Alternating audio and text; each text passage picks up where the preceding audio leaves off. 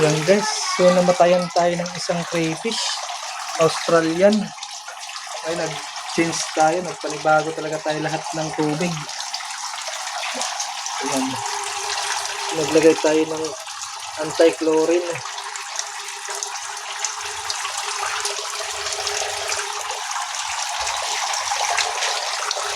Buti na lang yung tatlong red Australian ay red Clarkie hindi namatay, hindi natugi. Yung Australian red blue lang talaga na female pa naman yung isa. Nagpalit din tayo ng talisay leaves. Nilinis siya kaso mayroon pa rin pa ilang dumi. Tapos dito ang bagong setup, maglalagay na lang ulit ng kangkong. Talagang kangkong yung minumukbang nila.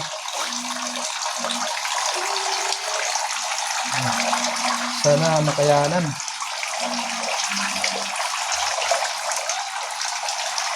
Ano, bagong linis na naman. Ito yung male. Ang laki pa naman sa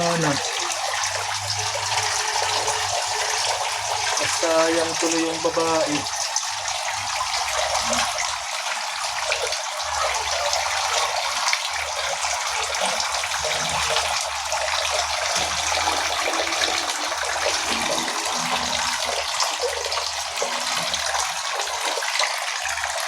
Ang ating overflow ng filtration.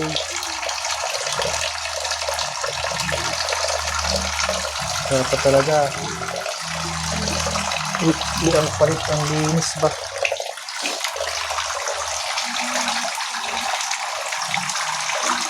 Ayan, mukhang nanibago na naman. Nagtago yung iba. Ito lang ata ang hindi nakatago. Nanibago. Dami naman kangkong. Regalo. Regalong kangkong guys. Panibagong nila pagkain. Ilalagay ko na lang ito. Isingit-singit ko na lang. Dami na namang kangkong. Namumukbangin ninyo. Yung isa na matay. Ano ba naman? Science talaga. Oh. Fitness na ko. Panibago sa tubig. Naghanap ng mataguan. Nandito lang yung taguan. Doon. Doon lang yung taguan. Sige na, doon. Yan.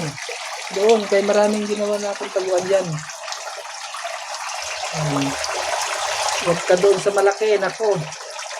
Bimbangin ka dyan. Kawawa ka talaga. Pag binimbang ka nyan, pumunta pa nga talaga sa malaki. Bahala ka dyan.